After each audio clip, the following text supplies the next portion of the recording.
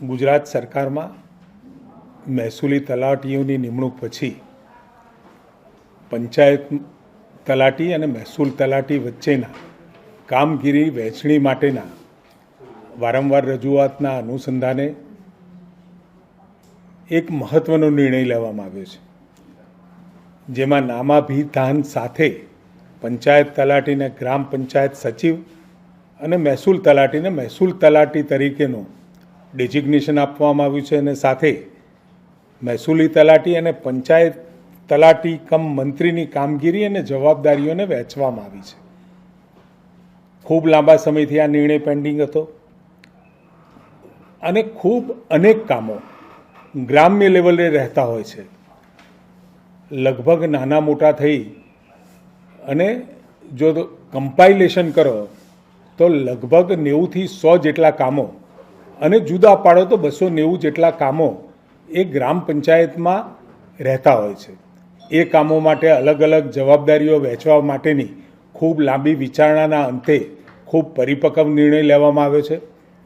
મહેસૂલી તલાટીને આપવાની કામગીરી તેમજ પંચાયત તલાટીને પણ જે નવા નામાભિધાન સાથે જે નામ આપ્યા છે એની અલગ અલગ જવાબદારીઓ નક્કી કરી છે, જેથી કરી આ બંને તલાટીઓને કરવાની કામગીરીના સંદર્ભે ખૂબ સ્પષ્ટતા સાથેનો જીઆર એ મહેસૂલ વિભાગ દ્વારા અને પંચાયત વિભાગ દ્વારા ચર્ચા વિચારણાના અંતે જે લેવામાં આવ્યો છે એ પ્રમાણે આ જોબ ચાર્ટથી મહેસૂલી અને પંચાયત તલાટી વચ્ચે કામગીરીની સ્પષ્ટ વહેંચણી કરવામાં આવી છે, જેથી નાગરિકોને સેવા મેળવવા માટે કોનો સંપર્ક કરવો તે બાબતે દ્વિધાનો સામનો ન કરવો પડે અને નાગરિકોની તકલીફમાં ઘટાડો થાય. આ સેવાઓ માટે રાજ્યમાં જુદા જુદા જિલ્લાઓમાં અલગ અલગ કાર્ય પદ્ધતિના સ્થાને સમાન અને સુગમ કાર્ય પદ્ધતિ આ ઠરાવથી અમલમાં આવશે અને મહેસૂલી અને પંચાયત તલાટીઓની કાર્યક્ષમતામાં પણ વધારો થશે. પંચાયત તલાટી કમ મંત્રીના કાર્યક્ષેત્રમાં ગ્રામ પંચાયત અને ગ્રામ વિકાસની કામગીરી એ મહત્ત્વપૂર્ણ જે ગામડાઓના વિકાસની સાથે અને પંચાયતી સેવાઓને લગતી બધી જ કામગીરીનો સમાવેશ કરવામાં આવ્યો છે. પંચાયત ગ્રામ ગૃહ નિર્માણ ગ્રામ વિકાસ વિભાગ દ્વારા નક્કી કરાયેલ જોબ ચાર્ટ મુજબ પંચાયત તલાટી કમ મંત્રી દ્વારા પંચાયત અધિનિયમ અને નિયમો અન્વયે ગ્રામ પંચાયત સચિવ તરીકે થતી તમામ કામગીરી અમને કરવાની રહેશે. આ ઉપરાંત કેન્દ્ર અને રાજ્ય સરકારની વ્યક્તિગત વિકાસલક્ષી યોજનાઓ, ગ્રામ્ય કક્ષાએથી અમલીકરણની કામગીરી, વિવિધ પ્રમાણપત્રોની કામગીરી, ગ્રામ કક્ષાએ ગ્રામતળ, ગૌચર, પંચાયત હસ્તકની જમીન, દબાણ વિશેષની કામગીરી, જાહેર મિલકતો અંગેની કામગીરી, ગામમાં સ્વચ્છતા, પાણી પુરવઠો, વૃક્ષારોપણ, ગ્રામસભા તથા વિવિધ સમિતિઓની કામગીરી સહિતની જવાબદારીઓ આ જોબ ચાર્ટમાં નિર્ધારિત કરવામાં આવી છે. જોબ ચાર્ટમાં પીએમ કિસાન, પીએમ વિશ્વકર્મા, ઈ ગ્રામ, ઈ નિર્માણ કાર્ડ, આંગણવાડી, પ્રાથમિક શિક્ષણ, ગ્રામ્ય સ્વચ્છતા, પાણી પુરવઠો, ગ્રામતળના પ્લોટ, જાહેર હેતુની જમીન, સ્વચ્છતા, આરોગ્ય સહિતની ગ્રામ્ય કક્ષાની કામગીરીનો પણ સમાવેશ કરવામાં આવ્યો છે. મહેસૂલી તલાટીના કાર્યક્ષેત્રમાં મહેસૂલી અને જમીન સંબંધિત કામગીરીનો સમાવેશ કર્યો છે.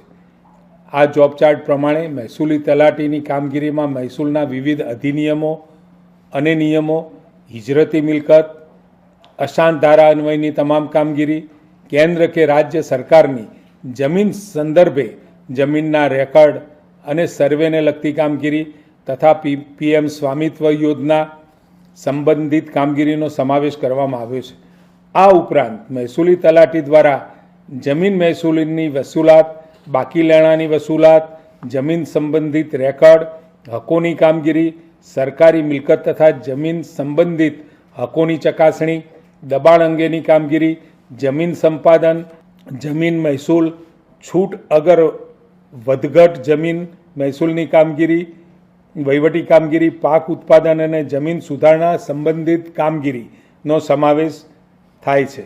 મહેસૂલી તલાટીના જોબ ચાર્ટમાં કાપણી પ્રયોગો એટલે crop cutting, experiments, farmer registration, પાક વીમા સંબંધિત કામગીરી, કુદરતી આપત્તિના સમયે કૃષિ રાહત પેકેજ સોંપવામાં આવતી જમીન સંબંધિત કામગીરી, દબાણના વિધાન તથા મહેસૂલી અધિકારી દ્વારા સુપરત કરવામાં આવતી કામગીરી, અન્ય કામગીરીનો પણ સમાવેશ કરવામાં આવ્યો છે.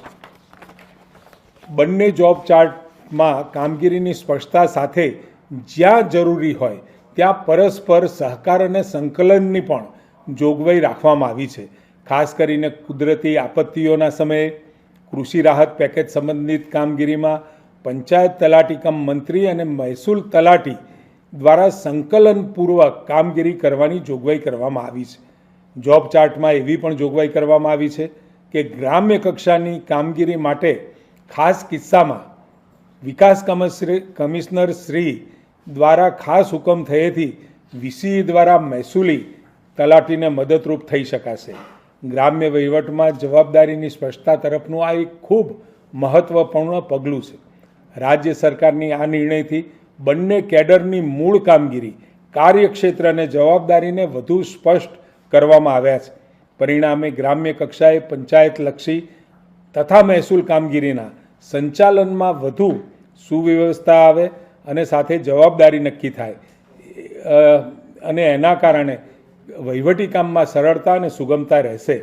લાંબા સમયથી ચાલી રહેલા સતત પ્રયાસોના બાદ આ પરિપક્વ નિર્ણય ગ્રામ્ય વહીવટને વધુ સુવ્યવસ્થિત બનાવવા અને મહેસૂલ અને પંચાયતલક્ષી કામગીરીમાં જવાબદારીની સ્પષ્ટતા લાવવાની દિશામાં મહત્વપૂર્ણ પગલું છે. ગ્રામ્ય વિસ્તારો હોય કે શહેરી વિસ્તારો હોય, મહેસૂલી કામગીરી તો દરેક જગ્યાએ હોય છે. અને જે નવી આપણે ભરતી કર્યા પછી એક અંદાજે જેટલી આપણી ગ્રામ પંચાયતો છે, એવરેજ 6 થી 7 ગ્રામ પંચાયતમાં એક મહેસૂલી તલાટીની આપણે વ્યવસ્થા થશે અને ગ્રામ સચિવ તરીકે આપણો પંચાયત તલાટી એ ગામના વિકાસની બાગડોર સંભાળશે. મહેસૂલની કામગીરી એ મહેસૂલ તલાટી કરશે અને વિકાસના કામો અને પંચાયત અને સેવાના કામો એ પંચાયત તલાટી દ્વારા થશે. અને જ્યાં જરૂર પડે, મેં અગાઉ કહ્યું એ પ્રમાણે બંને કામો સંકલન કરીને પણ કરવાની જોગવાઈ આ ઠરાવોમાં સ્પષ્ટ કરવામાં આવી છે.